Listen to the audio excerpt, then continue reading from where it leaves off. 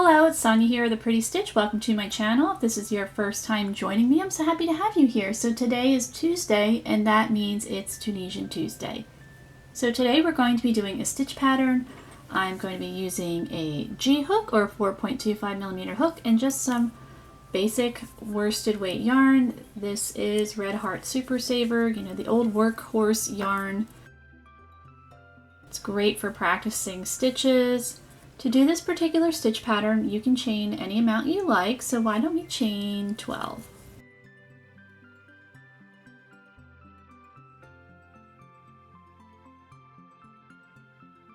Okay, so I have my 12 chains, so we're going to begin row 1. We're going to be working in the back bump of our chain, so you just turn it over. In the second bump from our hook, we're going to insert our hook and pull up a loop. And we're going to continue across our chain pulling up loops. So if you've never done Tunisian crochet before, excuse my dog barking. So if you've never done Tunisian crochet before, I do have a complete playlist that goes over the basics that I will have linked in the description box. In each row with Tunisian crochet is worked in two parts. The first part, the forward pass that we're doing right now, you're putting your stitches on your hook. The second part is the return pass, and that is where you take your stitches off. And each part is one row. So there we go, and I have 12 loops on my hook because I chained 12, so let's work these off. We're going to yarn over, pull through 1, yarn over, pull through 2 for the rest of the row.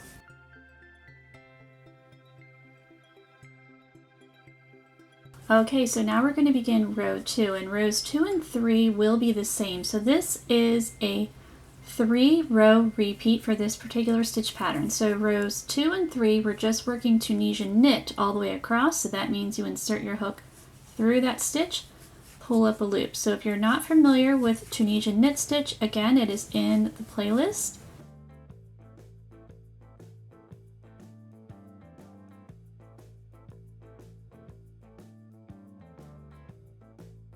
So there's our stitch that looks like a chain at the very end. And you insert your hook. And again, you're going to work off your loops like we did with row 1, and then row 3, you're also going to be repeating row 2. So I'm going to go do that and I will meet you back. Alright, so I worked rows 2 and 3, just working Tunisian knit. So now we are going to be working row 4, and we're going to be doing Tunisian half double crochet. So there's half double crochet in regular crochet, but there's also half double crochet in Tunisian crochet. So you're going to yarn over like you would do a regular half double crochet, but we're going to do this one. Usually when you do Tunisian half double crochet, you just work in that vertical bar in Tunisian simple, but we're going to do it doing Tunisian knit. So if you yarn over, insert your hook like Tunisian knit, pull up your loop, and now you're going to yarn over and pull through 2. And we're going to continue across, so yarn over into the next stitch, working the knit stitch, pull up a loop, yarn over, pull through 2. And we're just going to keep going all the way across.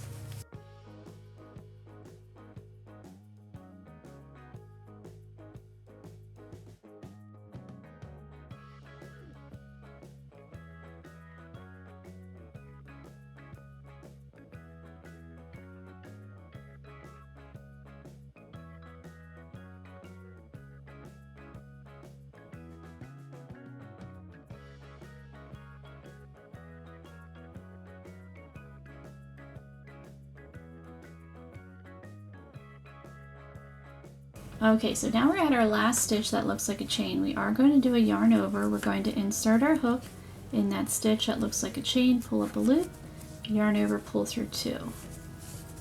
So we want that last stitch to be the same height as the other ones. Okay, so now we're ready to work these off.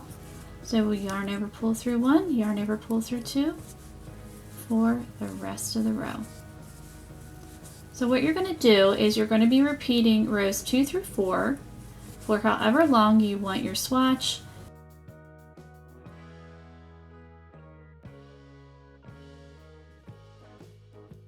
Okay, so here we go. Here is my swatch. I've worked 11 rows. I ended on a row 2. So let's work the bind off. We're going to bind off in pattern. So we're just going to work in Tunisian knit, binding off. And if you're not familiar with binding off, I do have that in the playlist. Binding off just gives your project a more complete and finished look.